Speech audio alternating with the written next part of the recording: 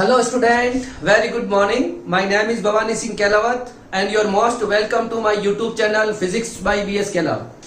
देखिए बच्चों, आज की जो क्लास है वो हिंदी मीडियम के लिए है और हम अभी क्लास 12th की फिजिक्स पढ़ रहे हैं और उसकी पहली यूनिट हमने स्टार्ट की है स्थिर वैद्युतिकी और अभी हम स्थिर वैद्युतिकी का चैप्टर नंबर 3 पढ़ रहे हैं विद्युत विभव। विद्युत विभव किसी बिंदु पर कैसे ज्ञात किया जाता है? तो आपको पता है किसी परीक्षण आवेश को अनंत से विद्युत क्षेत्र के उस बिंदु तक लाने में जो किया गया कार्य होता है वह उस बिंदु पर विद्युत विभव कहलाता है। ठीक है, ओके।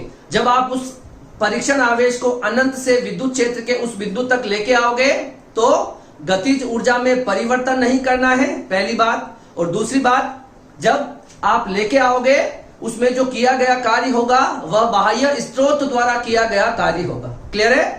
अब देखिए, विद्युत विभव का कंसेप्ट बहुत अच्छे से आपको पता होना चाहिए क्योंकि हम वैसे भी इस चैप्टर के एंड में चल रहे हैं। 1 या 2 टॉपिक और बाकी हैं, मैक्सिमम 3 लेक्चर इसके और होंगे और ये चैप्टर खत्म हो जाएगा। ठीक है, तो आपने, आई होप सो, आपने बहुत अच्छे से अभी तक जितने भी लेक्चर्स आपको अपलोड किए गए हैं उन लेक्चर्स को आपने सीक्वेंस वाइज देखा होगा और कंसेप्ट वाइज फिजिक्स को पढ़ा होगा। ठीक है, जब तक आप उसको समझने की कोशिश नहीं करोगे तब तक कंफ्यूजन क्रिएट होता रहेगा। मैंने आपको बहुत बिल्कुल धीरे धीरे पढ़ाया है और सारे कॉन्सेप्ट बताए हैं और टेक्स्ट बुक के अलावा भी बहुत सारे न्यूमेरिकल्स मैंने आपको करवाए हैं। ठीक है, तो देखिए, जो आज का जो लेक्चर है, आज के लेक्चर में हम क्या पढ़ने वाले हैं? तो आज के लेक्चर में हम पढ़ने वाले हैं कि जैसे आपके पास कोई आवेश है। ठीक है, अगर आप मान लो कि इन्हीं 2 आवेशों से कोई निकाय बनाना चाहते हो, जैसे पहले आपने ये आवेश लाके यहां रखा, फिर दूसरा आवेश लाके यहां रखा। अब आपको यह पता करना है कि अब इनके पास स्थितिज ऊर्जा कितनी है, पोटेंशियल एनर्जी इन दोनों आवेशों के कारण कितनी है। जो आपने ये निकाय बनाया है, निकाय को इंग्लिश में कहते हैं सिस्टम, मतलब इन दोनों आवेशों को आप अनंत पे रखते हो, अनंत से दोनों आवेशों को किन्हीं 2 बिंदुओं पे लाके रखते हो। तो अब इन दोनों आवेशों के पास कितनी स्थितिज ऊर्जा है ये अगर आपको ज्ञात करना है। इसी तरह से मान लो 3 आवेशों का आपने निकाय बनाया, उनके पास कितनी स्थितिज ऊर्जा है। मान लो 4 आवेश का आपने निकाय बनाया तो आपके पास कितनी स्थितिज ऊर्जा होगी, ये हमें ज्ञात करना है। ठीक है, तो देखो इसको कैसे, पहले मैं इसको डिफाइन कर लेते हैं या पहले अपन इसको मैं आपको समझा देता हूं कि क्या होता है। ठीक है, देखो मान लो अभी यहां पर कुछ भी नहीं है, मैं पहला कोई आवेश Q1 लेता हूं और उस Q1 आवेश को, जब आप मान लो इस Q1 आवेश को मैंने कहां पर रखा है, अनंत पर रखा है, और इस Q1 आवेश को मैं अनंत से लेके आता हूं और मान लो इस A बिंदु पर लाके इस Q1 आवेश को रख देता हूं। ठीक है, अब क्वेश्चन ये है, क्या अभी इस आवेश के पास कोई स्थितिज ऊर्जा होगी क्या? ठीक है, तो देखिए स्थितिज ऊर्जा होती क्या है, किया कार्य जो होता है वो ऊर्जा के बराबर होता है। ठीक है, जो कार्य जो होता है वो ऊर्जा के बराबर होता है। जब आप इस आवेश को अनंत से एक बिंदु तक लेके आए हो, कहां से अनंत से एक बिंदु तक आप लेके आए हो।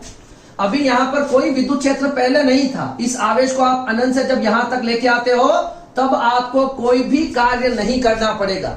सर कार्य क्यों नहीं करना पड़ेगा?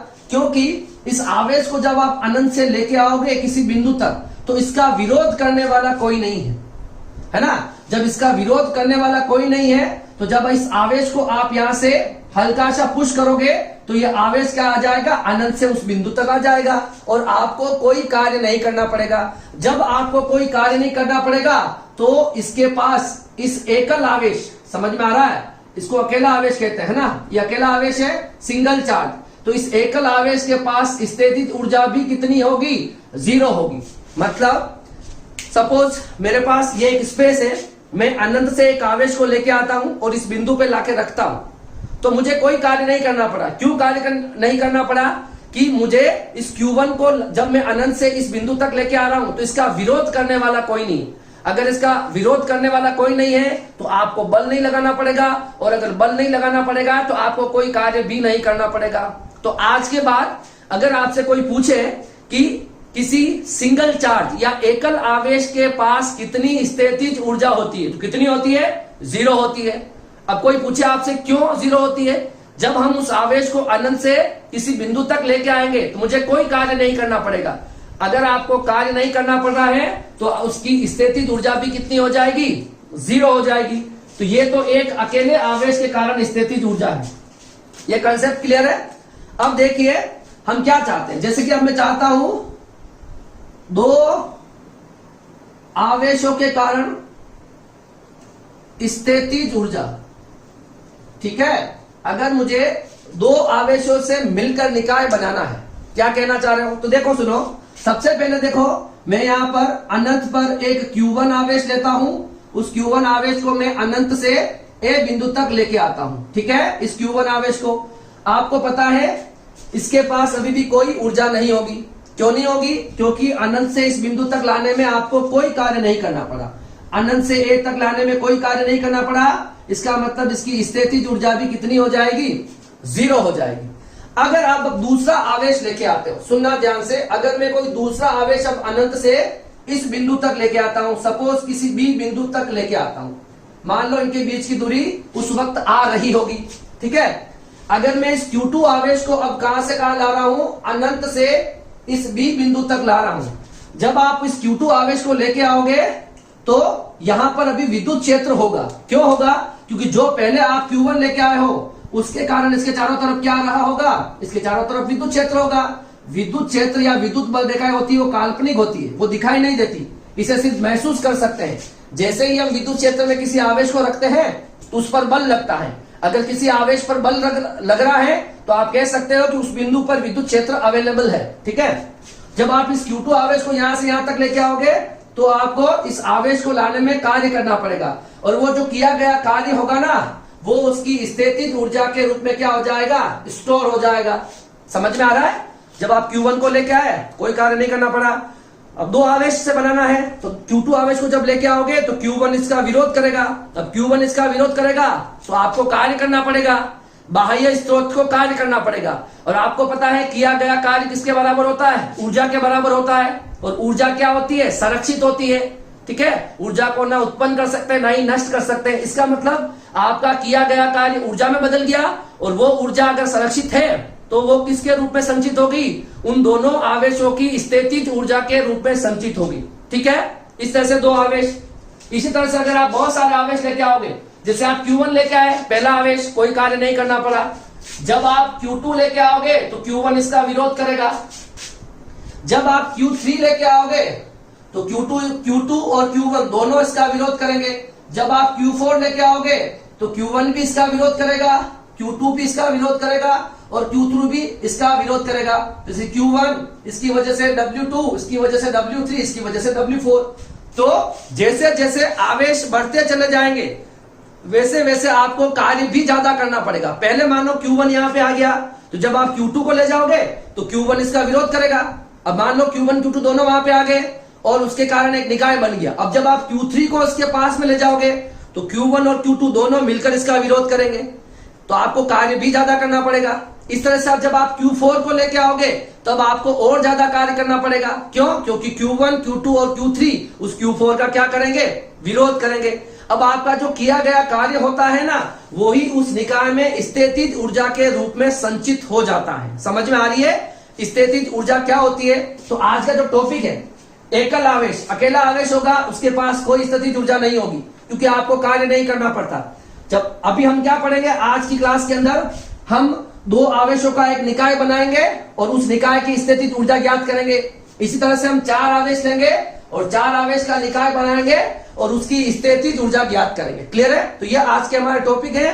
और मेनली क्या होता है, इसके ऊपर न्यूमेरिकल बहुत अच्छे से बनते हैं, इसके ऊपर न्यूमेरिकल आने के बहुत ज्यादा चांसेस रहते हैं, ठीक है। तो इस टॉपिक का कंसेप्ट आपको अच्छे से क्लियर होना चाहिए, ठीक है, कि हम वो ऊर्जा कैसे ज्ञात करते हैं, ठीक है। आपको एक आवेश दे रखा हो, 2 दे रखे हो, 3, 4 या 4 से ज्यादा, हमारे बोर्ड लेवल तक मैक्सिमम 4 आवेश तक का क्वेश्चन आ सकता है, तो उस पर हम न्यूमेरिकल भी करेंगे, ठीक है।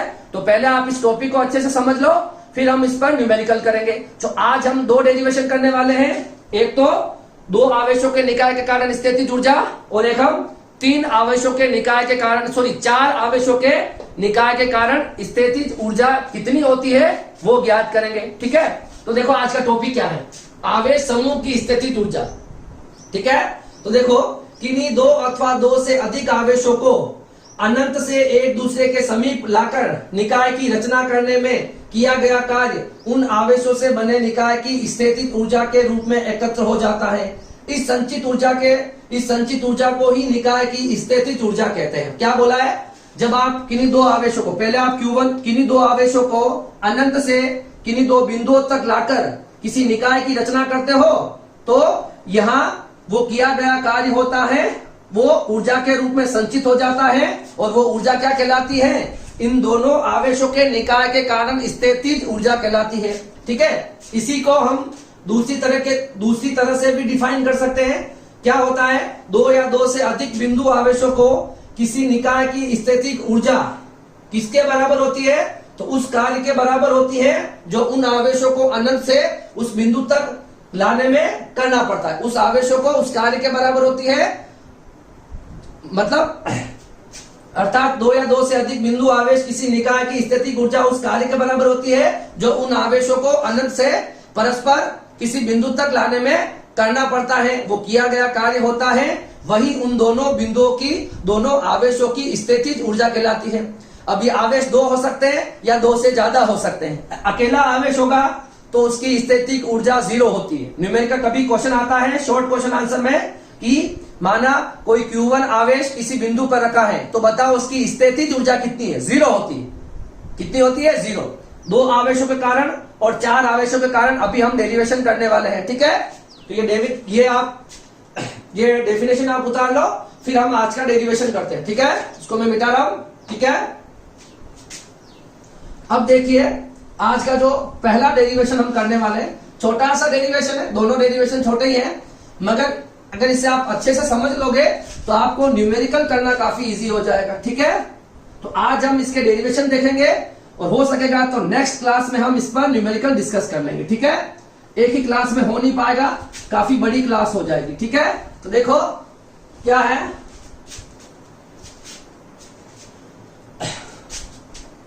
पहला, दो आवेशों के निकाय की स्थितिज ऊर्जा। ठीक है, आपको दो आवेशों से एक निकाय बनाना है। ठीक है, देखो पहले क्या करता हूं मैं, एक Q1 आवेश लेके आता हूं, एक Q1 आवेश को अनंत से इस बिंदु तक लेके आता हूं, A बिंदु तक। ठीक है, फिर आप किसी Q2 आवेश को क्या लेके आओगे? किसी Q2 आवेश को कहां से लाओगे? अनंत से मैं इस B बिंदु तक लेके आऊंगा, तब आपको कार्य करना पड़ेगा। ठीक है, जब इसको लेके आओगे तो कार्य नहीं करना पड़ेगा, मगर जब दूसरे आवेश को लेके आओगे इस B बिंदु तक, तब आपको कार्य करना पड़ेगा। ठीक है, क्योंकि ये Q1 आवेश उसका विरोध करेगा। और मान लो हम ये कितनी दूरी पर ला रहे हैं, इनको R दूरी पर ला रहे हैं। ठीक है, तो अब देखिए हमें इन दोनों आवेशों के निकाय के कारण स्थितिज ऊर्जा ज्ञात करनी है। ठीक है, देखो माना कोई दो आवेश Q1 एवं Q2 है, उनके मध्य दूरी R है। ठीक है, दोनों आवेशों के निकाय के कारण स्थितिज ऊर्जा ज्ञात करनी है। ठीक है, इन दोनों आवेशों को आपको R दूरी पर लाके रख देना है अनंत से। ठीक है, दोनों आवेशों को कहां लेके आओगे? तो देखो क्या करना पड़ेगा, कैसे ज्ञात करेंगे? दोनों आवेशों को अनंत से परस्पर R दूरी पर लाने में जो कार्य होगा वह उन दोनों आवेशों की स्थितिज ऊर्जा के बराबर होगा। ठीक है, तो जैसे आप इसको अनंत से दोनों आवेशों को R दूरी पर लाके विस्थापित कर दोगे, तो उसको लाने में जो कार्य होगा वो ही उन दोनों आवेशों की स्थितिज ऊर्जा हो जाएगी। ठीक है, अब देखो डेरिवेशन करते हैं। ठीक है, अब देखो आवेश Q1 के कारण B पर विभव, आपको याद होना चाहिए किसी Q आवेश के कारण R दूरी पर विभव कितना होता है, KQ/R कितना होता है। सबसे पहला डेरिवेशन इस चैप्टर का यही था, किसी सिंगल चार्ज के कारण R दूरी पर जो विभव होता है वो KQ/R। और आपको यह भी पता होना चाहिए कि अनंत पर विभव जो होता है वो 0 होता है। कोई आवेश ले लो या आवेशों का निकाय ले लो, उनके कारण अनंत पर जो विभव होता है वो 0 होता है, वो फिजिक्स में 0 अज्यूम किया गया है। ठीक है, तो कितना हो जाएगा बताओ, B पर विभव कितना हो जाएगा, इस B पर विभव कितना हो जाएगा, KQ1 अपॉन R, यही होगा KQ1 अपॉन R। ठीक है, तो कितना हो जाएगा, VB equal to KQ1 upon R, ये बिंदु B पर विभव हो जाएगा। ठीक है, अब आपको क्या करना है, इस Q2 को अनंत से B तक लाने में किया गया कार्य। ठीक है, तो क्या करना है, Q2 को अनंत से B बिंदु तक लाने में किया गया कार्य। ठीक है, तो देखो विभव क्या होता है, देखो बता आपको, VB B बिंदु पर विभव। ठीक है, कैसे ज्ञात करोगे, अनंत से आवेश को B बिंदु तक लेके आओगे, और किसको लेके आओगे, परीक्षण आवेश को। आपको कार्य ज्ञात करना है अनंत से B तक लाने में, वो कितना हो जाएगा, VB इंटू, सॉरी किसको लेके आए हो, Q2 को लेके आए। ठीक है, तो VB इंटू Q2, ये किया गया कार्य हो जाएगा। क्लियर है, आप Q2 आवेश को अनंत से इस B बिंदु तक लाओगे, कितना कार्य करना पड़ेगा, VB इंटू उस बिंदु पर विभव इंटू उस किस आवेश को लेके आए हो, उस Q2 आवेश को लेके आए। ठीक है, तो अब देखिए 1 एवं 2 से, समीकरण 1 और 2 से क्या हो जाएगा, अनंत से B तक लाने में जो कार्य था वो था VB इंटू Q2। VB का मान कितना है, KQ1, ठीक है, KQ1 अपॉन R, और दूसरा क्या है, आवेश क्या है बताओ, Q2 को लेके आए हो, तो कितना हो जाएगा, KQ1 Q2 अपॉन R, और आपका जो कार्य होगा ये कार्य किसमें हो जाएगा, स्थितिज ऊर्जा के बराबर। किसके बराबर, स्थितिज ऊर्जा के बराबर, इसको हम U से लिखते हैं। तो दो आवेशों की स्थितिज ऊर्जा कितनी होगी, KQ1 Q2 अपॉन R। ठीक है, कितनी होगी, KQ1 Q2 अपॉन R। ठीक है, जहां पर Q1 Q2 दोनों आवेश हो गए, K क्या हो गया, नियतांक हो गया 1/4πε0 निर्वात में, और R क्या होगी, दोनों आवेशों के मध्य क्या होगी, दूरी हो गई है। क्लियर है, तो दो आवेशों का निकाय के कारण स्थितिज ऊर्जा कितनी होती है, KQ1 Q2 अपॉन R। ठीक है, अब एक छोटी सी बात मैं यहां पे लिख रहा हूं, अगर दोनों आवेशों की प्रकृति समान हो, दोनों आवेशों की प्रकृति समान हो, दोनों प्लस हो, है ना, समान हो, मतलब दोनों प्लस प्लस हो सकते हैं, या क्या हो, दोनों माइनस माइनस हो, तो इस U को हम क्या बोलते हैं, धनात्मक कहते हैं। क्या कहते हैं, अगर दोनों आवेश समान प्रकृति के होंगे तो U को हम धनात्मक अज्यूम करते हैं, और अगर दोनों क्या हो जाते हैं, दोनों विपरीत प्रकृति के हैं, क्या है, दोनों विपरीत प्रकृति के हैं, तो आपके पास U क्या हो जाएगी, नेगेटिव हो जाएगी। क्या हो जाएगी, ऋणात्मक हो जाएगी। ठीक है, ये छोटे छोटे क्वेश्चंस कभी कभी पूछ लेते हैं, इसलिए मैं बता रहा हूं। ठीक है, तो जब आपने दो आवेशों का निकाय बनाया तो कितनी स्थितिज ऊर्जा हुई, KQ1 Q2 अपॉन R। कैसे ज्ञात करते हैं, तो सबसे पहले हम Q1 को अनंत से इस बिंदु तक लाए, कोई कार्य नहीं करना पड़ा, इसको छोड़ दो। अब इस Q1 के कारण चारों तरफ क्या बन गया, विद्युत क्षेत्र बन गया। अब देखिए जब आप Q2 आवेश को लेके आओगे तो ये Q1 उसका विरोध करेगा, तो Q2 आवेश को अनंत से इस B बिंदु तक लाने में आपको कार्य करना पड़ेगा। ठीक है, तो फाइनली हम कैसे निकालेंगे, VB इंटू Q2। तो B बिंदु पर विभव कैसे ज्ञात किया हमने, तो इस Q1 आवेश के कारण B बिंदु पर विभव कितना हो गया, KQ1 अपॉन R।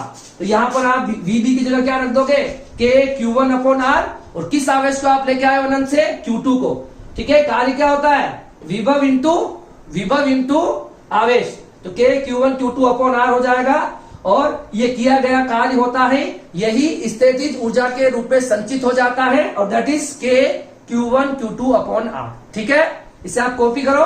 फिर हम क्या पढ़ेंगे, हम 4 आवेशों के निकाय के कारण स्थितिज ऊर्जा बनाएंगे। ठीक है, इसको आप लिख लो।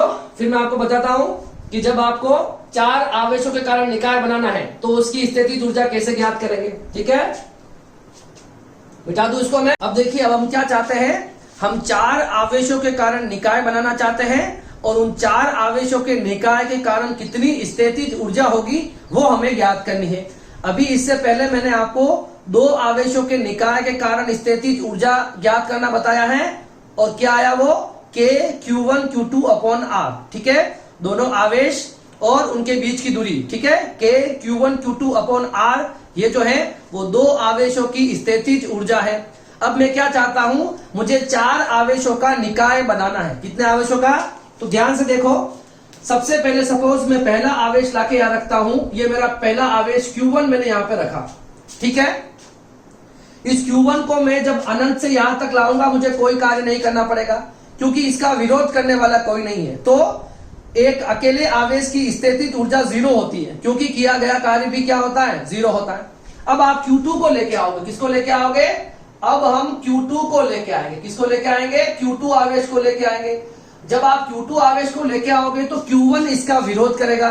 तो Q2 आवेश को जब आप लेके आओगे तो आपको कार्य करना पड़ेगा क्योंकि Q1 इसका विरोध करेगा। ठीक है, उसके बाद हम सपोज Q3 आवेश लेके आएंगे। किसको लाएंगे, Q3 आवेश लाएंगे। तब Q1 और Q2 इसका विरोध करेंगे तो आपको और ज्यादा कार्य करना पड़ेगा, तो स्थितिज ऊर्जा भी ज्यादा हो जाएगी। क्लियर है।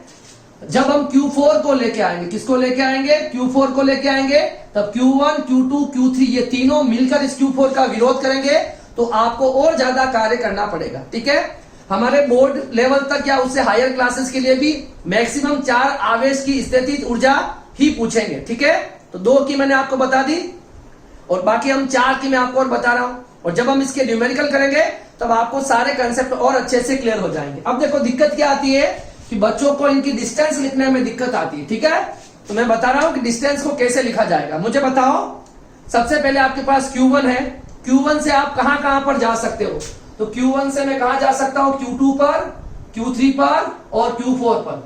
1 से कहां पर, 2 पर जा सकते हो, 1 से 3 पर जा सकते हो और 1 से 4 पर जा सकते हैं। क्लियर है, तो ये इनके बीच की दूरियां हो जाएगी।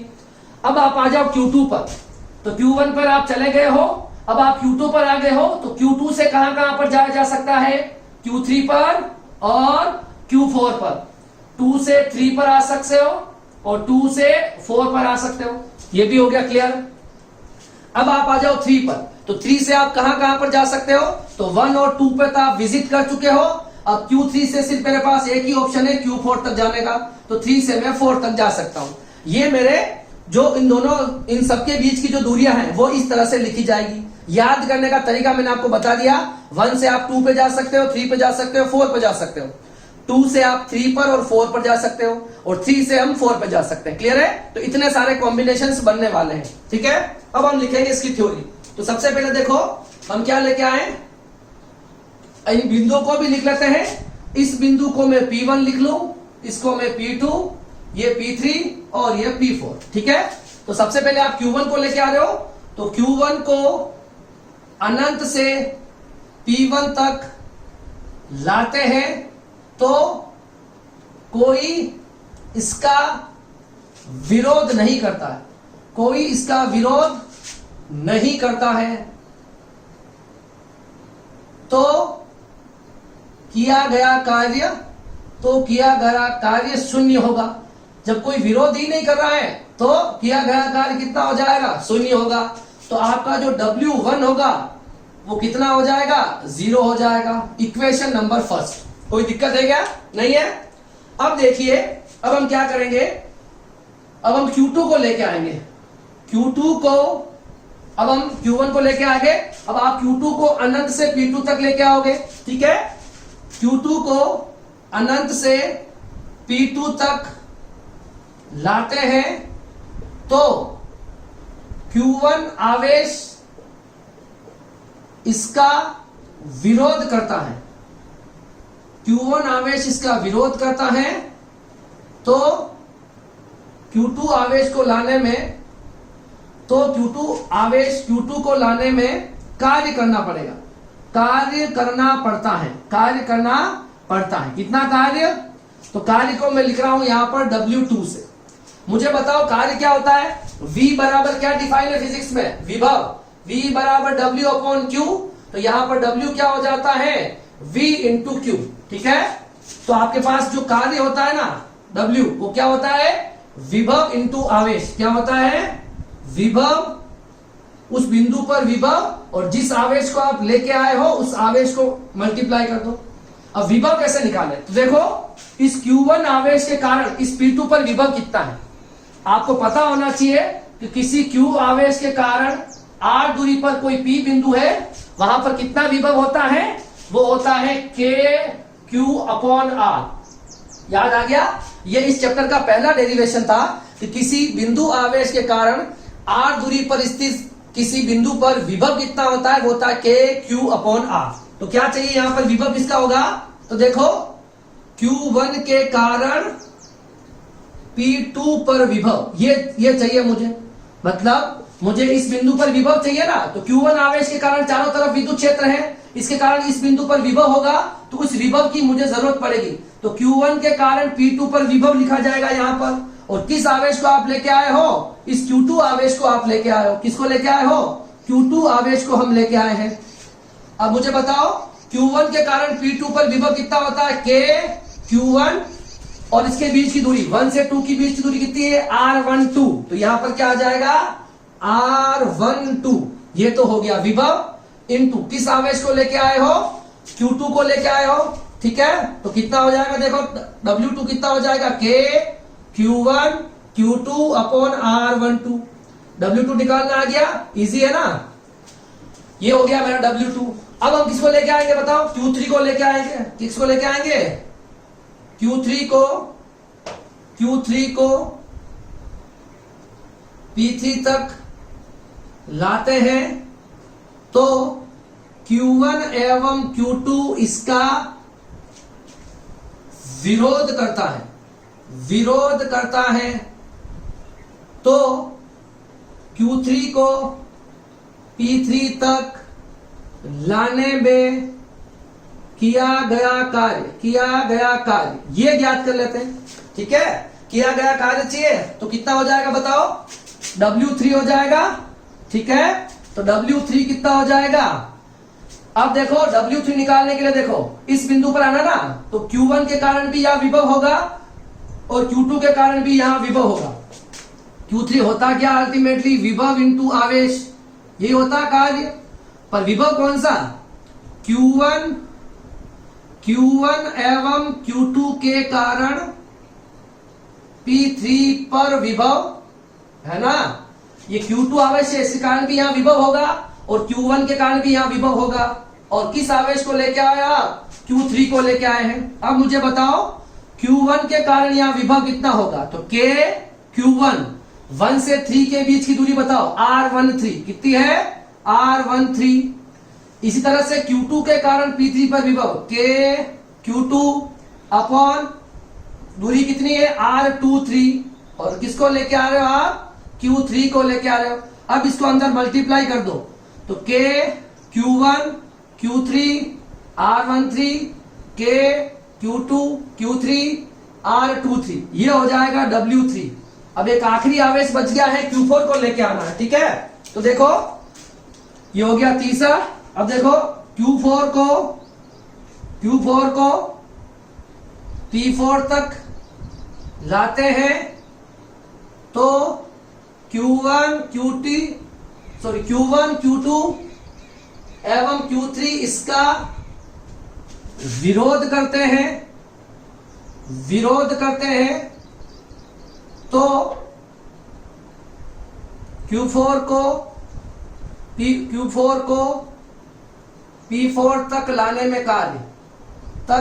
में कार्य समझ में आ रहा है ना? सब मिलकर इसका विरोध करेंगे। अब तो आपको ज्यादा कार्य करना पड़ेगा। ठीक है, इसको आप थोड़ा सा कॉपी कर लो, मुझे ये मिटाना पड़ेगा इस Q4 को इधर करने के लिए। ये सारी चीजें आप कॉपी कर लो, स्क्रीनशॉट ले लो, या फिर वीडियो पॉज करके आप इसको लिख लो, ठीक है। मैं इसको मिटा रहा हूं, ठीक है। W1 पता होना चाहिए, W2 पता होना चाहिए, ठीक है। अब देखो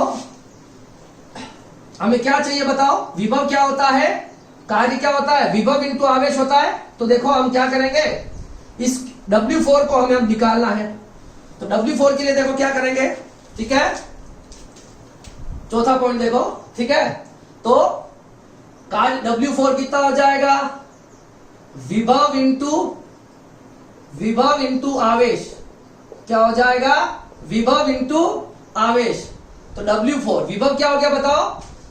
तो इस बिंदु पर विभव चाहिए, तो ऑलरेडी Q1 Q2 और Q3 है, तो Q1 के कारण यहां विभव होगा, Q2 के कारण यहां विभव होगा, Q3 के कारण यहां विभव होगा। और विभव कितना होता है, KQ/R होता है। तो देखो Q1 Q2 एवं Q3 के कारण P4 पर विभव, और किस आवेश को लेके आए आप अनंत से, Q4 को लेके आए हैं, ठीक है। तो W4 बताओ कितना हो जाएगा, Q1 के कारण तो KQ1, 1 और 4 के बीच की दूरी R14, इसी तरह से Q2 के कारण 2 से 4 पे तो R24 कितना हो जाएगा, R24। इसी तरह से KQ3 अपॉन 3 से 4 पे आओगे तो R34, ठीक है। ये समझ में आ गई मेरी बात। तो किसको लेके आए हो, Q4 को लेके आए हो, ठीक है। तो कितना हो जाएगा, KQ1 Q4 R14, KQ2 Q4 R24, KQ3 Q4 R34। मेरी बात समझ में आ रही है। तो ये हमारे पास चारों कार्य हो गए, ठीक है। बस, और किया गया कार्य किसके बराबर होता है, देखो कुल कार्य कितना हो जाएगा, कुल कार्य किसके कितना हो जाएगा, तो W1 W2 W3 और W4 यही हो जाएगा। सारे कार्यों को आपस में जोड़ लो। तो W बराबर, W1 तो था 0, है ना। जब पहले आवेश को लेके आते हो तो कोई कार्य नहीं करना पड़ता। W2 कितना आया, Q1 Q2 R12, ठीक है। W3 कितना आया, Q1 Q3 R13, Q2 Q3 R23, ठीक है। अब क्या करेंगे, एक लास्ट W4 को और ऐड करना है।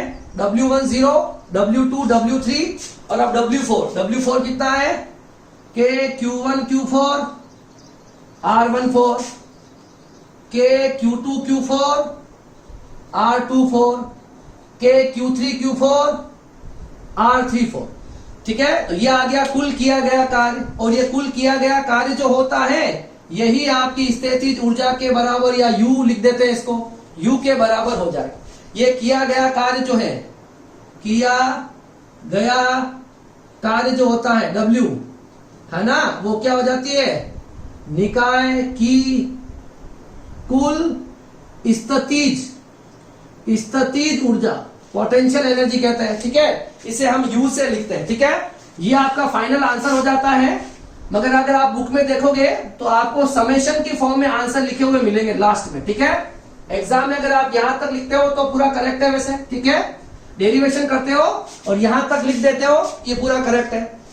एक छोटी सी बात, अगर इसको मुझे समेशन की फॉर्म में लिखना है, ठीक है, तो देखो कैसे लिखेंगे। कुल स्थितिज ऊर्जा जो आएगी U, इसको समेशन की फॉर्म में कैसे लिखेंगे।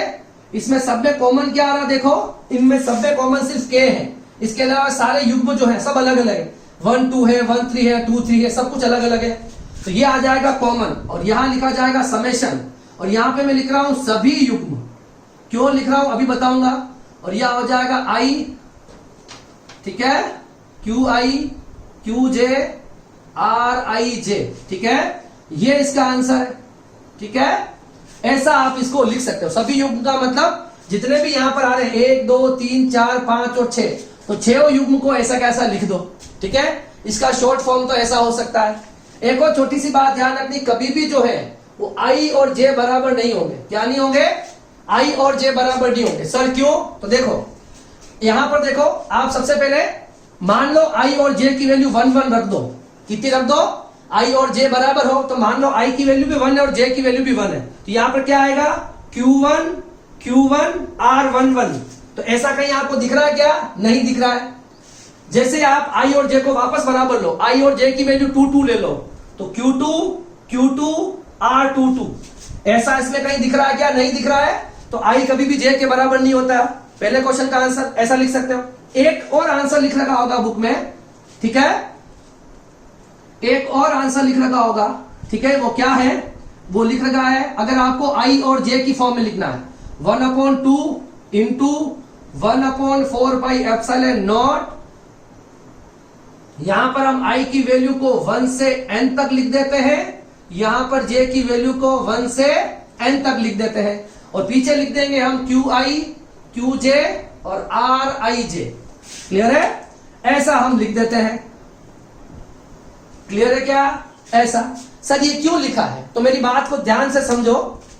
इस 1/2 को अभी मत देखो, अगर मैं ये वाला 1/2 को बाद में देख लेना, पहले हम इसको देख लेते हैं, ठीक है? अब देखो, अभी क्या होगा कि सभी युग्म दो बार आएंगे। कितनी बार आएंगे? 2 बार आएंगे। कैसे आएंगे? देखो, सपोज मैं आई की वैल्यू रखता हूं 1 और जे की वैल्यू रखता हूं 2। ये तो फिक्स है कि आई और जे बराबर नहीं होने चाहिए, ये तो मैंने पहले बता दिया आपको।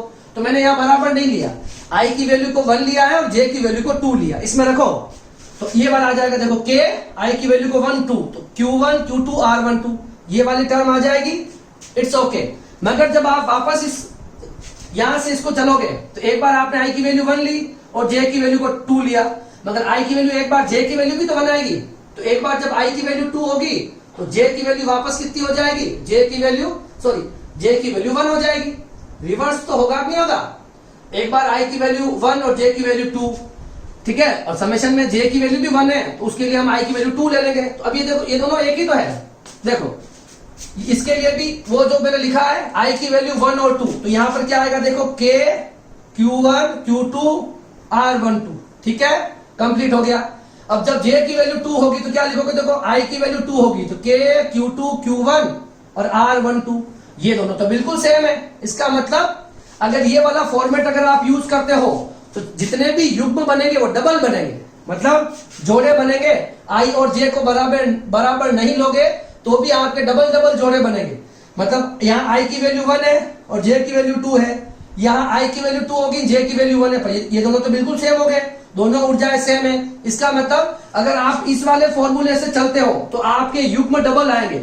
अगर युग्म डबल आएंगे तो ऊर्जा भी डबल आएगी। ऊर्जा डबल आएगी तो आपको ऊर्जा को आधी करना पड़ेगा। तो हम किससे मल्टीप्लाई कर देंगे इसको? 1/2 से, क्योंकि क्या लिखेंगे? सभी युग्म 2 बार आते हैं, 2 बार आते हैं। अतः समीकरण को 1/2 से गुणा कर देते हैं। किससे कर देंगे? 1/2 से गुणा कर देंगे, ठीक है। तो मैंने अभी आज क्या पढ़ाया आपको? 2 आवेशों की स्थितिज ऊर्जा और 4 आवेशों की स्थितिज ऊर्जा। बहुत इंपॉर्टेंट है, बहुत इजी भी है, मगर इस पे न्यूमेरिकल बहुत सारे आते हैं। तो अभी वाली क्लास थोड़ी लंबी हो जाएगी, तो मैं इसके ऊपर जस्ट लेक्चर एक और डाल रहा हूं, उसके बाद में आपको मिल जाएगा प्लेलिस्ट में, उसमें मैं आपको सारे न्यूमेरिकल करके बता रहा हूं, ठीक है। तो ये आपको डेरिवेशन वाला पार्ट हो गया, लेक्चर हो गया, और अगला जो लेक्चर है वो मैं आपको सारे के सारे न्यूमेरिकल इस पर बेस्ड जो आते हैं टेक्स्ट बुक के, और जो भी एडवांस जो भी न्यूमेरिकल्स आते हैं वो मैं आपको करवा दूंगा, ठीक है। तो तब तक के लिए थैंक यू सो मच। आप लोग ये लेक्चर अच्छे से देख लेना। नेक्स्ट लेक्चर इसके ऊपर न्यूमेरिकल आएंगे, तो जब तक आप ये लेक्चर नहीं देखोगे तो आगे वाला लेक्चर आप नहीं कर पाओगे, ठीक है। Thank you so much. हम मिलते हैं अब नेक्स्ट क्लास में, ठीक है। बाय।